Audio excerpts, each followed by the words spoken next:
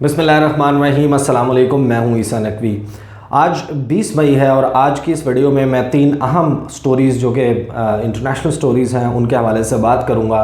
सबसे पहले तो ये कि पाकिस्तान को क्यों ये यकीन है कि भारत मकबूजा कश्मीर में एक ऐसा फॉल्स फ्लैग ऑपरेशन करने जा रहा है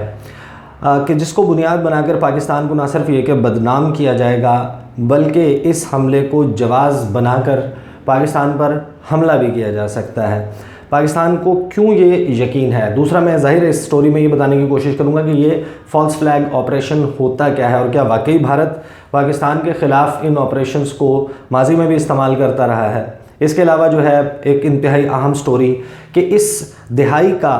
सबसे बड़ा समुद्री तूफ़ान आज भारत से टकराएगा। एम्फान नामी तूफ़ान को कैटेगरी 5 का तूफ़ान जो है समुद्री तूफ़ान कहा जा रहा है। इसके हवाले से बात करेंगे। और अमेरिकी वज़ीर ख़ारजा माइक पॉम्पियो, उनका कुत्ता आजकल बहुत ज़्यादा सुर्खियों में है, सुर्खियों में है मगरबी मीडिया की, और इसको इतना ज़्यादा क्यों डिस्कस किया जा रहा है, इस अहम स्टोरी के हवाले से बात करेंगे। सबसे पहले बात करते हैं मकबूजा कश्मीर की जो सूरत हाल है उसके हवाले से। वज़ीर ख़ारजा शाह महमूद कुरैशी ने गुज़श्ता रोज़ ये बयान दिया कि वो अक़वाम मुत्तहिदा सिक्योरिटी काउंसिल के सदर को एक ख़त लिखने जा रहे हैं जिसमें वो बताएंगे कि भारत, और इस ख़दशे का इजहार करेंगे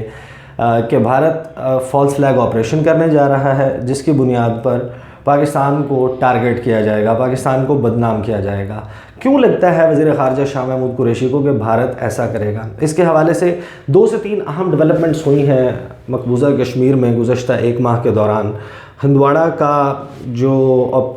वाक़या हुआ जिसमें भारतीय फ़ौजी अफसरान वो मारे गए, उसके बाद से जो सिचुएशन है, ऑब्वियसली पिछले साल से 5 अगस्त से जो भारतीय इक़दामात थे कश्मीर को एनेक्स करने के हवाले से, उसके बाद से सूरत हाल तो कश्मीर में ख़राब थी, लेकिन 2 से 3 ऐसे वाक़यात हुए हैं गुज़श्ता 1 माह में जिन्होंने भारत की जो अफवाज है वहाँ पर उनकी नींदें उड़ा दी हैं। और वो इस वक्त ये ख़तरा महसूस कर रहे हैं कि एक बड़ी रिटेलिएशन जो है वो कश्मीर से उठेगी। बुरहान मुज़फ़्फ़र वानी की शहादत बहुत सारे लोग जानते हैं कि वो हिज़्बुल मुजाहिदीन को हेड कर रहे थे। उनकी शहादत के बाद रियाज़ नाइकू नामी एक जवान, उन्होंने क़यादत संभाली हिज़्बुल मुजाहिदीन की, और हिज़्बुल मुजाहिदीन ने जो है वो बड़ी सख्त किस्म की कार्रवाइयाँ की भारतीय फ़ोर्सेस के ख़िलाफ़ मकबूजा कश्मीर में। और रियाज़ नाइकू बहुत कम वक्त में एक खौफ और दहशत की अलामत बन गए थे भारतीय सिक्योरिटी फोर्सेस के लिए। और एक वाक़या जो है वो बहुत ज़्यादा कोट होता है उनके हवाले से कि उनके वालिद को गिरफ़्तार किया गया, उठा लिया ताकि उनको एक भींट के तौर पर इस्तेमाल किया जाए और उनके ज़रिए रियाज़ नाइकू को पकड़ा जाए। तो रियाज़ नाइकू ने उस वक्त जो है वो ऐलान किया और मकबूजा कश्मीर में जो भारतीय सिक्योरिटी फोर्सेस के एहलकार हैं उनके अहले खाना को एबडक्ट किया गया, उनको उठाया गया और फिर बदले में जो है वो रियाज़ नाइकू के वालिद को रिहा करना पड़ा, जिसके बाद उन्होंने जो भारतीय फोर्सेस के घर वाले थे, उनके ख़ानदान के लोग थे, उनको रिहा कर दिया।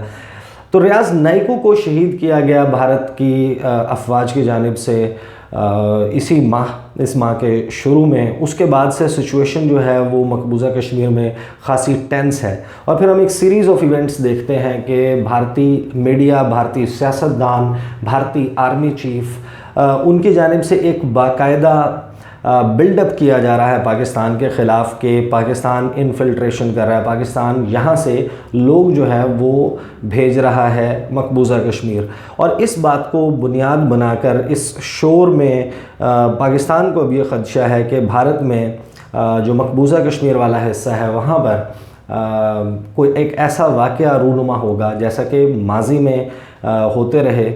फॉल्स फ्लैग ऑपरेशन का मैंने आपको कहा था कि मैं आपको एक्सप्लेन करूंगा फॉल्स फ्लैग ऑपरेशन क्या होता है। फॉल्स फ्लैग ऑपरेशन होता है कि जब एक मुल्क किसी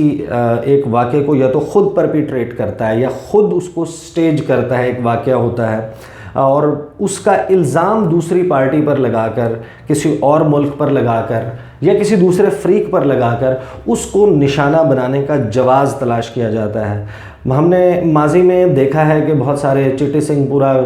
کا واقعہ ہو، ٹیرر بوٹ کا ڈرامہ ہو، اڑی کا حملہ جو ہے وہ ہم نے دیکھا، پلوامہ انسیڈنٹ کو جواز بنایا گیا بالا کوٹ میں اسٹرائکس کرنے کے لیے۔ تو بھارت کا ماضی بھرا پڑا ہے ایسی مثالوں سے کہ بھارت ماضی میں اس قسم کے واقعات جن کی تحقیقات سے بعد میں ثابت ہوا کہ یا تو وہ ان کا پاکستان کے ساتھ کوئی تعلق نہیں تھا، یا پھر وہ بھارت نے خود جو ہے وہ پرپیٹریٹ کیے تھے، بھارت نے خود وہ واقعات جو ہیں وہ بڑے بڑے حادثات ان کو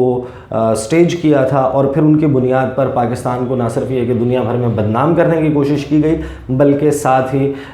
پاکستان کے اوپر لائن آف کنٹرول پر پاکستانی جو افواج ہیں ان پر اور نہتے شہریوں کے اوپر گولہ باری کی گئی۔ اور ابھی بھی سچویشن جو ہے وہ بڑی ٹینس ہے اس وقت لائن آف کنٹرول پر، اور یہی خدشہ ظاہر کیا جا رہا ہے کہ بھارت دوبارہ اس قسم کی کوئی حرکت کر سکتا ہے۔ تو اس حوالے سے وزیر خارجہ شاہ محمود قریشی خط لکھنے لگے ہیں جو سیکرٹری جنرل جو پریزیڈنٹ ہیں یونائٹڈ نیشن سیکورٹی کاؤنسل کے، اور ان کو وہ نہ صرف اس کے حوالے سے آگاہ کریں گے بلکہ ساتھ ہی بلوچستان میں بھارت کی جو مداخلت ہے اس کے اوپر بات کریں گے۔ اس کے بعد ہم بات کر لیتے ہیں کہ گزشتہ دہائی کا جو سب سے بڑا سمندری طوفان ہے ایمفان، وہ جس کو سپر سائیکلون کیٹیگری 5 کا سپر سائیکلون کہا جا رہا ہے، یہ آج بھارت سے ٹکرائے گا، اور یہ کہا جا رہا ہے کہ اڑیسہ اور مغربی بنگال یہ دو ریاستیں ہیں جو سب سے زیادہ متاثر ہوں گی، اور ضلع چٹاگونگ اور کھلنا کے درمیان یہ ہٹ کرے گا بھارت کو۔ اس میں جو طوفان ہے اس دوران جو ہوا کی جو رفتار ہے وہ کہا جا رہا ہے کہ 155 کلومیٹر فی گھنٹہ سے 165 کلومیٹر فی گھنٹہ اس طوفان کے دوران ہوا کی رفتار ہوگی، اور بڑے پیمانے پہ تباہی پھیلا سکتا ہے۔ میں آپ کو تھوڑا سا اس کی شدت کے حوالے سے بتاؤں کہ مجھے یاد ہے 2010 میں میں دنیا ٹی وی میں تھا، اور میں نے کور بھی کیا اسلام آباد سے، کیونکہ اس میں اوبویسلی فارن آفس بھی ون وے اور دی ادر انوالوڈ تھا پاکستانی شہریوں کے حوالے سے جو دیگر ملکوں میں تھے، اور ساتھ ہی ایڈوائزریز میں جو ہے وہ NDMA بھی انوالوڈ تھا، اور میٹ آفس بھی اسلام آباد کا۔ ایک طوفان آیا تھا سمندری طوفان 2010 میں فیٹ نامی، جس کے بارے میں کہا جا رہا تھا کہ وہ کراچی کو ہٹ کرے گا، اور وہ کیٹیگری 2 کا سٹارم ہوگا۔ تو آپ کو میں صرف اندازے کے طور پر یہ بتانے کی کوشش کر رہا ہوں کہ اگر کیٹیگری 2 کا طوفان جو پاکستان کی، جس کے بارے میں یہ بھی کہا جاتا ہے کہ کراچی پہنچتے پہنچتے اس طوفان کی شدت ختم ہو گئی تھی، کم ہو گئی تھی، ڈپریشن والے فیز میں وہ آ گیا تھا، اس کی جو شدت تھی وہ برقرار نہیں رہی تھی، لیکن جس وقت یہ پاکستان کے قریب پہنچا تو اس نے ایک بڑا طوفان مچایا۔ بلوچستان کے جو ساحل ہیں وہاں پر گوادر میں کہا جاتا ہے کہ 370 ملی میٹر بارش جو ہے وہ اس روز ریکارڈ کی گئی تھی۔ ایک سیلابی ریلا بن گیا تھا جس نے مکران کوسٹل ہائی وے اس کو بری طریقے سے ڈیمیج کیا، 10,000 گھر تباہ ہوئے، ہزاروں لوگ بے گھر ہوئے، 18 لوگ جو ہیں وہ ہلاک ہو گئے تھے اس طوفان میں، اور پاکستان کو 7 ارب روپے کا اس طوفان کی وجہ سے نقصان ہوا تھا۔ تو آپ اندازہ لگا سکتے ہیں کہ آج بھارت جو ہے آج رات جو ہے یہ طوفان ٹکرائے گا بھارت سے، تو کس قدر تباہی لا سکتا ہے بھارت میں یہ، اور کووڈ-19 کی سچویشن میں جو ان تمام ایریاز میں کوارنٹین سینٹرز بنے ہوئے تھے ان کو اب شیلٹر کے طور پر استعمال کیا جا رہا ہے، اور جتنی آبادی ہے اس کو ساحلوں سے اس جگہ پر موو کر دیا گیا ہے۔ تیسری سٹوری جس کے اوپر ہم نے بات کرنی ہے، انتہائی اہم سٹوری ہے کہ امریکی وزیر خارجہ مائک پومپیو کی سفارش پر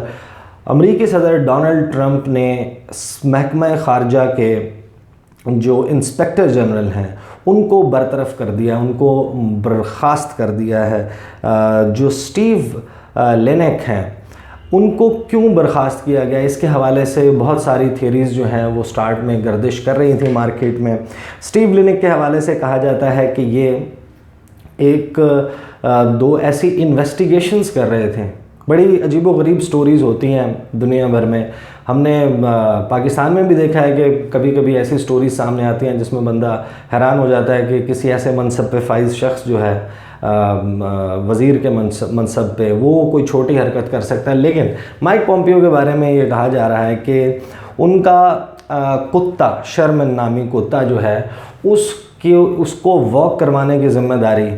انہوں نے اپنی جو سینئر مشیر ہیں جن کو گورنمنٹ کے ٹیکس پیئرز منی سے، حکومتی ایکسچیکر سے تنخواہ دی جاتی ہے، امارات دی جاتی ہیں، وہ ان کے کتے کو واک کرواتی تھیں۔ اس الزام کی تحقیقات کر رہے تھے اسٹیو لینک، اور اسٹیو لینک کے بارے میں ساتھ ہی یہ بھی کہا جا رہا ہے کہ وہ سعودی عرب کے ساتھ جو امریکہ کی اسلحے کی $8 ارب کی ڈیل ہوئی ہے اسٹیٹ ڈپارٹمنٹ کی، اس کے حوالے سے بھی تحقیقات کر رہے تھے۔ تو اس حوالے سے سرخیوں کا مرکز ہے مائک پومپیو کا کتا، کہ کس طریقے سے وزیر خارجہ کے منصب پہ فائز شخص نہ صرف یہ کہ کتوں کے واک کروانے کے لیے اپنی سینئر مشیر کو استعمال کر رہا تھا، بلکہ